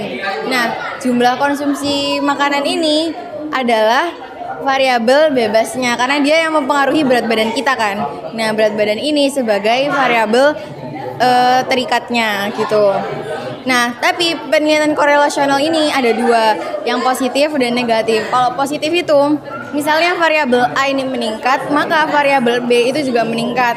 Tapi kalau korelasional negatif, variabel A-nya meningkat, variabel B-nya menurun. Contohnya, kalau yang negatif itu misalnya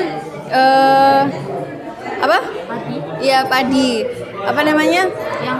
Ya jumlah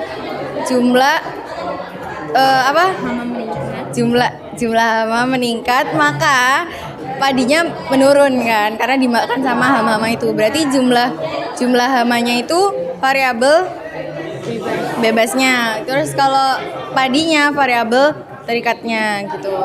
Habis itu udah ngerti kan? Nah, terus kalau misalnya kita melakukan penelitian, itu kan pasti kita harus mengumpulkan informasi atau data-data. Itu tuh ada beberapa teknik, bisa pakai wawancara, itu ada wawancara terstruktur sama tidak terstruktur. Kalau wawancara terstruktur artinya kita tuh udah bikin lembar pertanyaannya gitu loh. Tapi kalau tidak terstruktur berarti kita tuh nggak pakai lembar pertanyaan. Terus yang kedua bisa lewat tes. Tes itu ada bisa hasil belajar sama tes. Ya kayak gitu. Habis itu ada juga bisa lewat kuesioner. Itu bisa lewat angket. Nah, angket ini itu ada angket terbuka, angket tertutup sama gabungan. Kalau terbuka itu artinya kita itu udah menyiapkan kalau terbuka kita itu tidak menyiapkan jawaban. Jadi si responden itu bisa menjawab terserah mau jawab apa. Tapi kalau tertutup artinya kita udah menyediakan jawaban-jawaban buat responden jawab. Jadi responden nggak bisa jawab di luar pilihan yang kita sediakan. Kalau gabungan bisa dua-duanya gitu. Ya. Oke. Silakan. Mungkin saya akan kembali ke fokus metode penelitian yang ketiga tadi, korelasional, biar lebih jelasnya. Nah, korelasional sendiri itu penelitian yang membandingkan 2 variabel atau lebih. Variabel sendiri itu artinya apa yang kita teliti. Nah, variabel sendiri itu memiliki 2 jenis, variabel independen dan dependen. Nah, variabel independen itu memiliki kata lain bebas. Variabel independen itu variabel yang mempengaruhi variabel lainnya.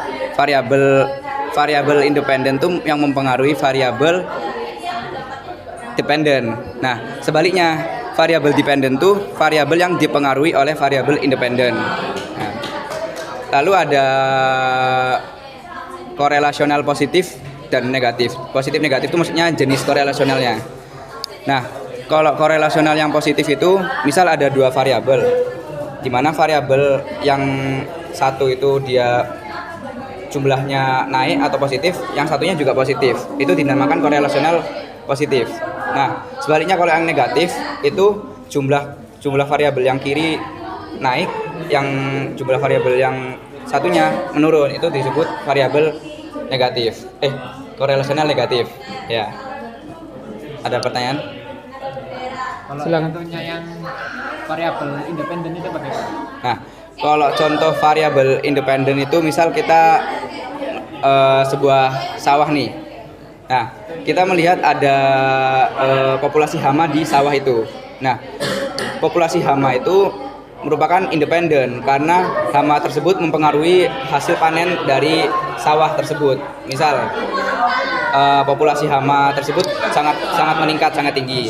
Berarti hasil panen dari sawah itu sangat sedikit atau kualitasnya buruk gitu. Nah, sebaliknya kalau yang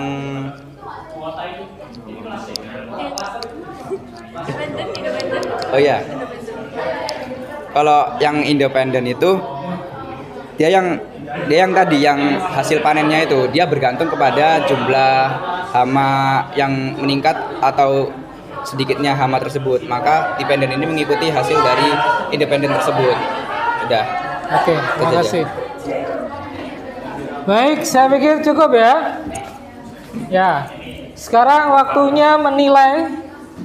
Silakan kalian nilai presentasi dari ahli apa tadi? Ahli apa? Sitasi. Metode, sorry. Ahli metode ya, bukan ahli sitasi. Silakan dinilai secara objektif ya.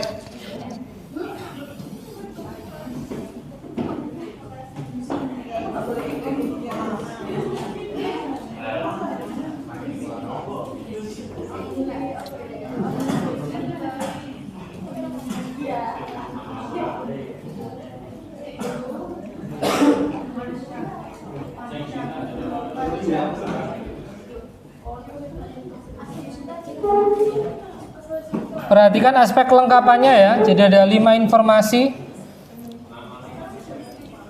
Kalau 5-5-nya disampaikan berarti sangat lengkap, begitu ya.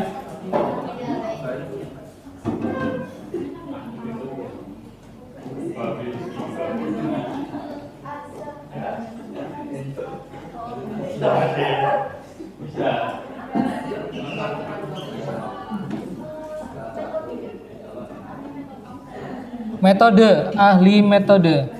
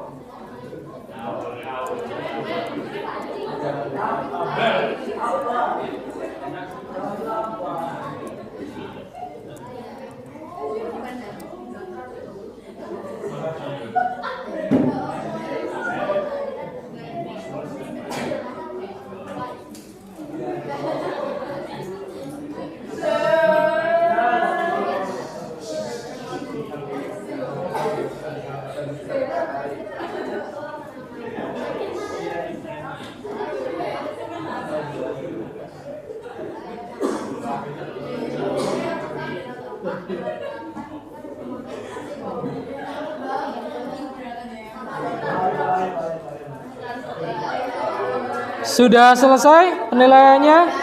Sudah ya? Baik, langsung kita lanjutkan presentasi dari ahli daftar rujukan. Siapkan laptopnya. Nah, ya, ahli daftar rujukan, mohon menyiapkan laptopnya. Saya beri waktu 10 menit juga untuk presentasi, ya.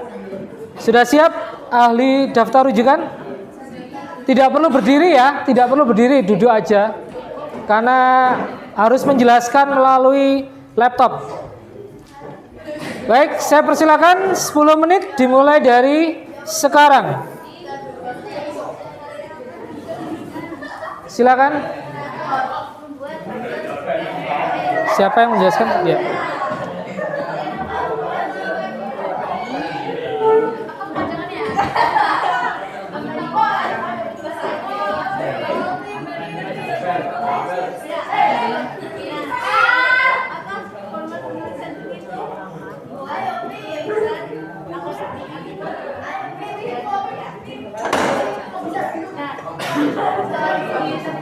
Sini enggak.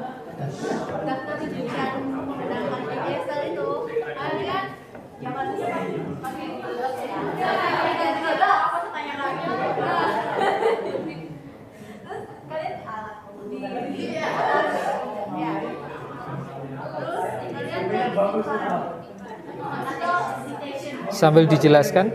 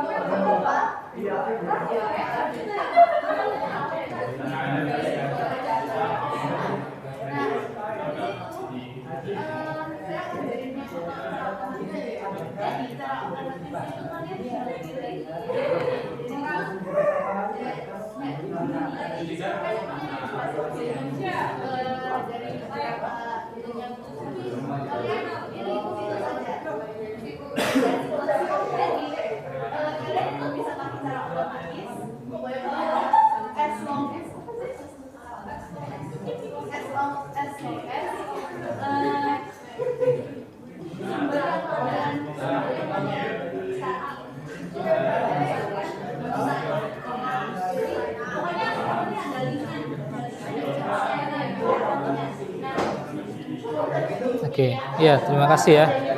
Lanjutkan.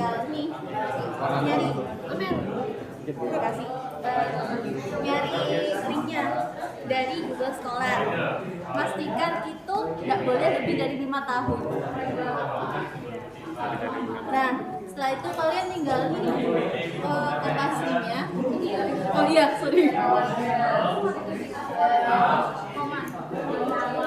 Ya, komen cek. Nah, habis ini kalian tinggal Baterainya aman. Baterainya aman.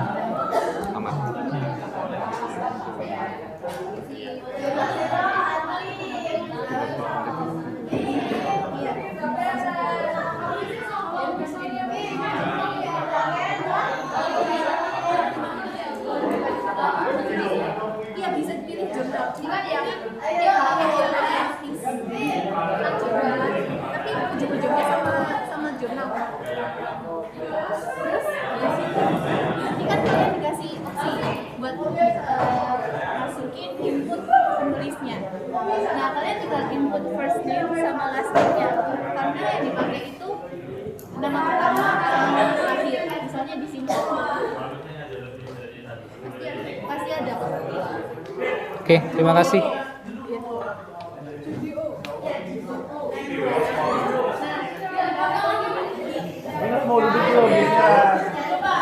Kalau udah lebih dari satu penulis, bisa klik ini. Kontributor tambah.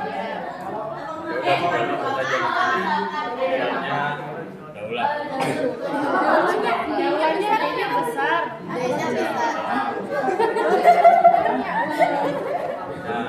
Terus habis itu Tambah lagi bisa nggak? Tambah lagi bisa. bisa sampai berapa pun 200.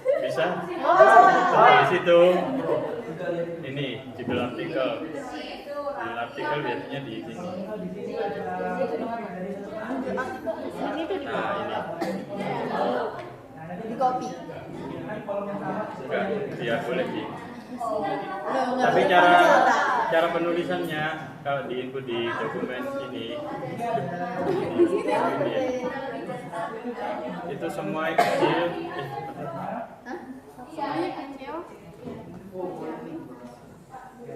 Semuanya hurufnya non kapital. Iya, misalnya ini kan besar. Kecuali di dipisah sama titik 2. Ini manajemen. Awalnya tetap besar. Maknanya ada titik 2 gitu ya. Besar. Iya. Oh, kalau nggak dikasih, kalau nggak ada titik 2 berarti kecil. Halo, ayo. Terus judul jurnal juga sama juga biasanya besar di sini.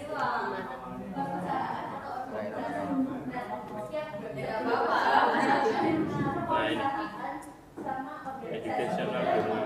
Oh gitu. Oke, terima kasih. Ya.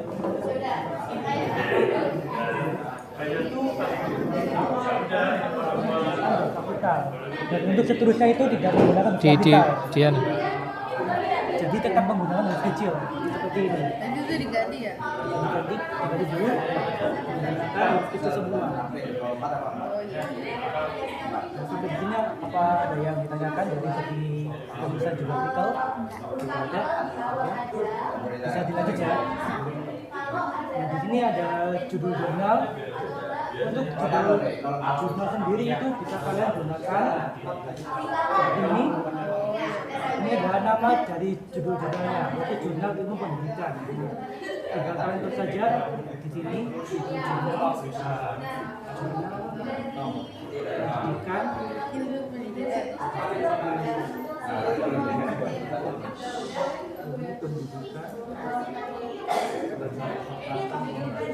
Ini J-nya nggak besar? Iya, J-nya nggak besar. Ya, terima kasih ya.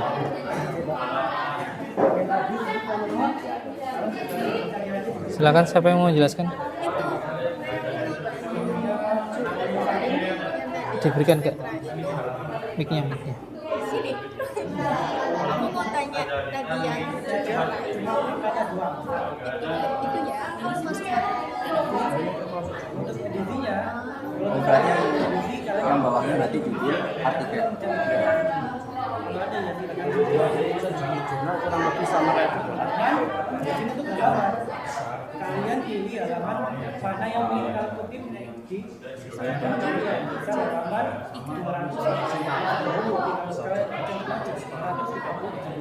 Setelah batik 2 bisa.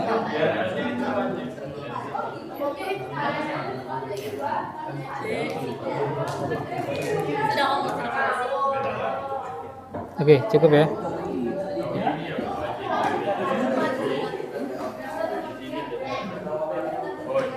Baik, saya rasa cukup ya presentasinya. Sekarang menilai. Silakan kalian beri penilaian untuk ahli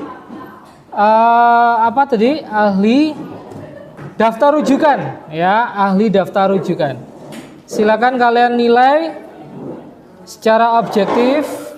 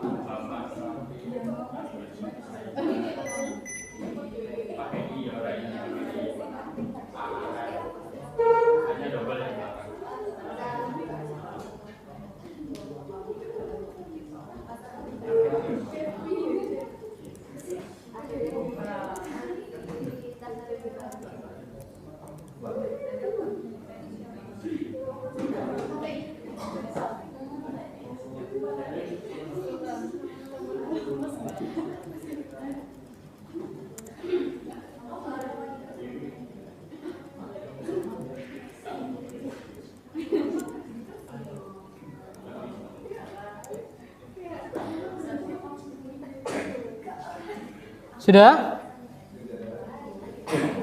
Kalau sudah, kita lanjutkan terakhir ya untuk presentasi ahli sistematika penulisan.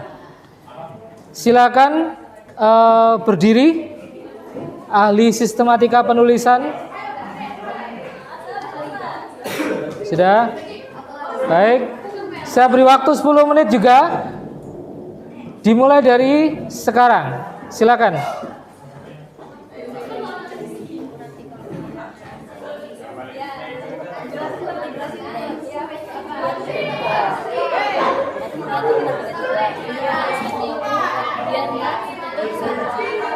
Terus jenis hurufnya kita pakai font Times New Roman, ukuran kertasnya A4, ukuran hurufnya 12, kalau buat judul pakai 14, spasinya 1,5. Terus di sini tuh ada aturan penulisan judul, harus memenuhi 3 konsep kayak fokus, lokus, modus. Jadi fokus dulu, terus fokus dulu, terus lokus, terus modus. Fokus itu variabel yang akan diteliti. Terus lokus itu lokasi penelitian, tempat peneliti mengambil data. Modusnya teori yang digunakan untuk menjawab masalah, bisa berbentuk multidisipliner atau interdisipliner. Maksudnya lebih dari satu ilmu ya? Atau gabungan dari satu ilmu? Terus penomoran halaman itu covernya tuh nggak perlu dikasih nomor. Terus halaman setelah cover itu pakai angka Romawi di tengah bawah. Terus halaman sebelum bab, daftar isi, kata pengantar di tengah dengan angka Romawi. Halaman awal satu bab ada tulisan babnya, di tengah bawah angka biasa. Halaman isinya angka biasa di bawah atau di kanan atas. Ya, terima kasih.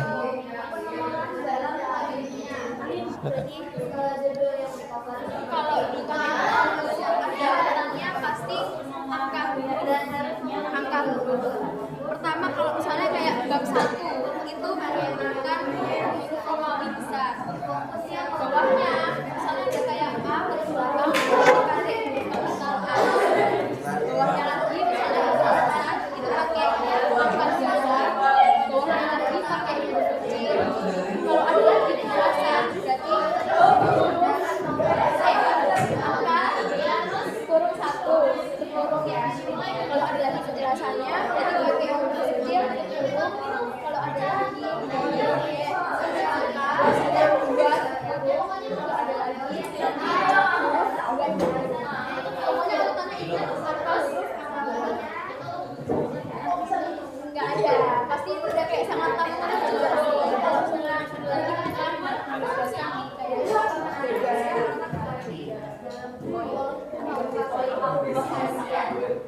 Terus selanjutnya, oh iya masih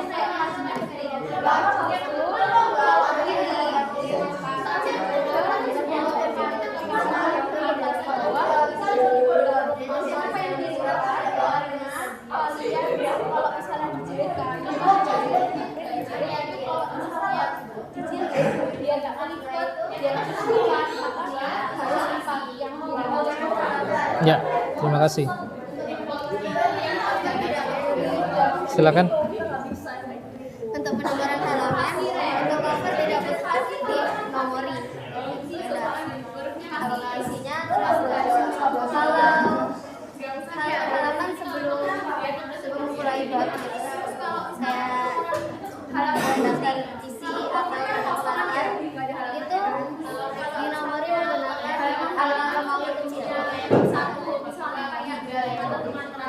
Itu di bawah. Setelah itu kalau buat bab sudah mulai isinya yang bab itu untuk permulaan bab itu adalah tulisan bab 1 itu diberi nomornya halamannya itu di bawah tengah pakai angka biasa 1. Tapi di halaman selanjutnya yang isinya itu di kanan pojok kanan atas. Jadi isinya dari bab itu di pojok kanan atas. Oke, terima kasih. Oke.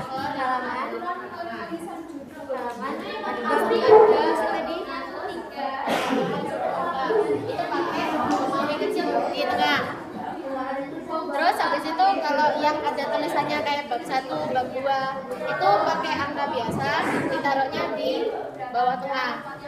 Kalau yang buat halaman isi itu ada di pojok kanan atas kayak biasa. Terus yang penomorannya itu urutannya itu angka huruf. Jadi misalnya bab 1 tuh pakai angka Romawi. Terus sebabnya misalnya latar belakang itu pakai huruf kapital di bold. Terus kalau misalnya mau dipecah lagi itu pakai angka biasa 1. Terus misalnya ada pembagian lagi. Misalnya 1 ini ada ada jenis-jenisnya lagi itu pakai angka kecil. Nah, nilainya kecil. Terus misalnya A-nya ini ada jenisnya lagi. Itu pakai 1 terus ada tutup kurung di belakangnya. 1 tutup kurung di. Nah, kalau misalnya ada pembagiannya lagi itu angka kecil kasih tutup kurung di belakangnya. Terus kalau misalnya masih ada lagi bagiannya itu pakai angka kurung, angka 1 tutup kurung. Misalnya ada lagi, masih ada lagi itu pakai angka kurung, angka kecil gitu misalnya, terus tutup kurung. Spasinya antar baris 1,5. Terus teksnya itu 12. Terus pakai tas semua. Oke, terima kasih. Sudah? Udah ada? Sudah? Ada? Sudah? Sudah presentasi semua nih? Oh, sudah? Yes. Baik, saya pikir cukup ya. Cukup. Silakan dinilai. Ahli terakhir ya. Silakan dinilai. Semuanya menilai ya. Semuanya menilai. Semuanya menilai. Jadi harus yang objektif ya. Tidak boleh atas dasar like and dislike. Harus sesuai dengan arahan yang saya sampaikan.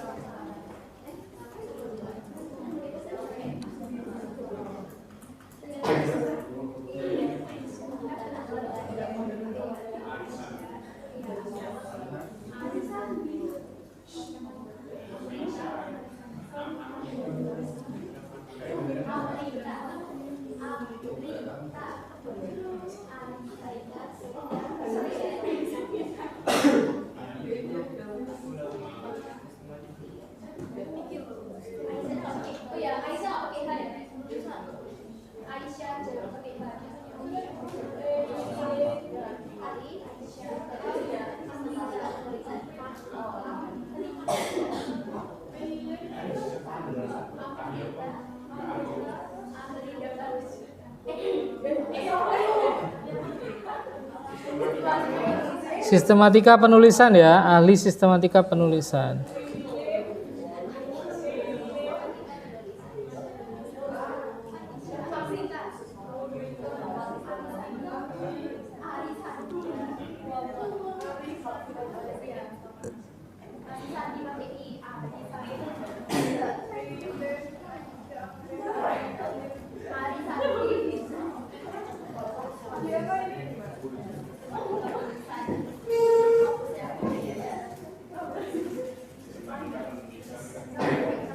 Baik, cukup ya.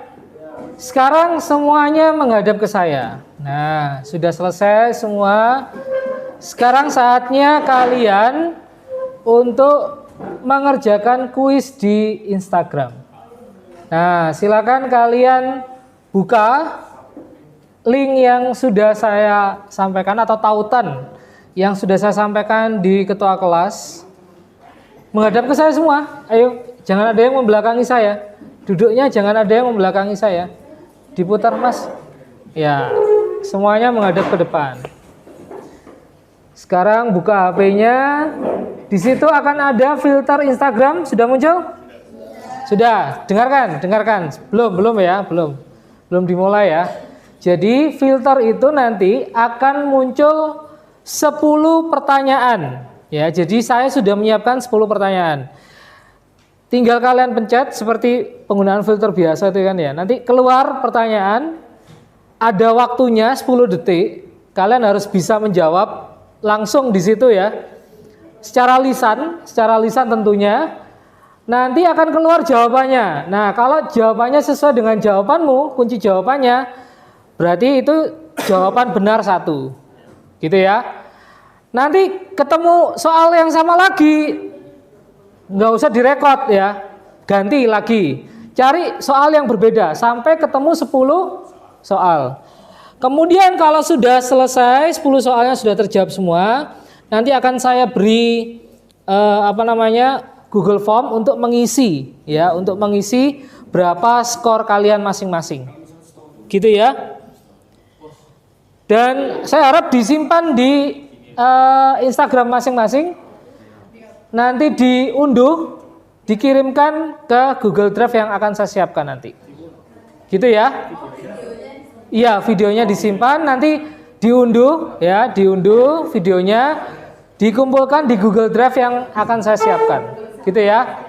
Baik, silakan sekarang bisa dimulai. Nanti direkam.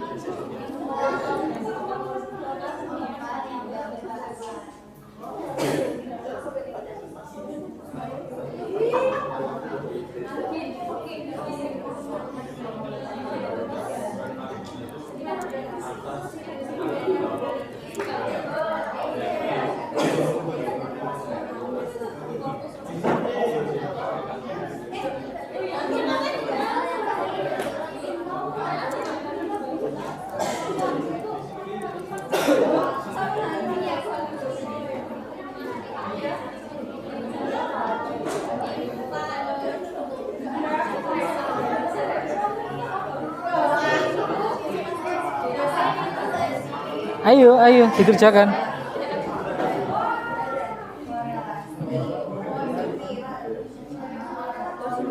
Mesut di itunya, agak deket. Agak deket ya. Jawab itu berarti salah. Iya, salah. Kalau terlambat menjawab berarti salah ya. Harus kurang dari waktu yang disediakan.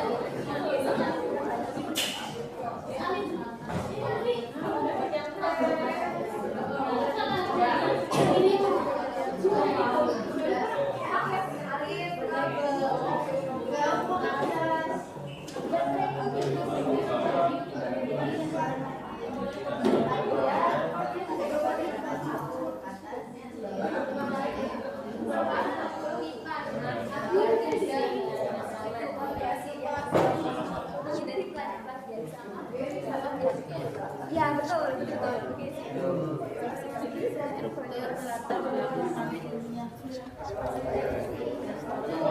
Proses. Kelas.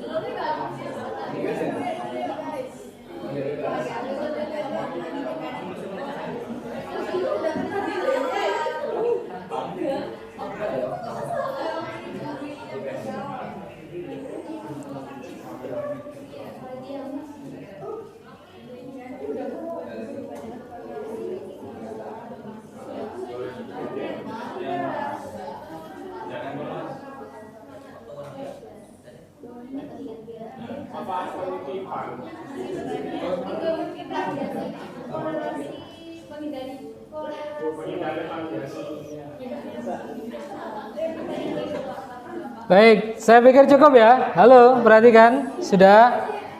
Baik. Sudah cukup ya? Nah, baik. Sekarang saya ingin satu orang untuk merefleksikan atau untuk menyampaikan apa yang didapat dari pembelajaran hari ini. Nah, ketua kelasnya kayaknya lebih tepat ya. Silakan Bapak Ketua Kelas. Nah, silakan Pak Ketua. Merefleksikan ya. Merefleksikan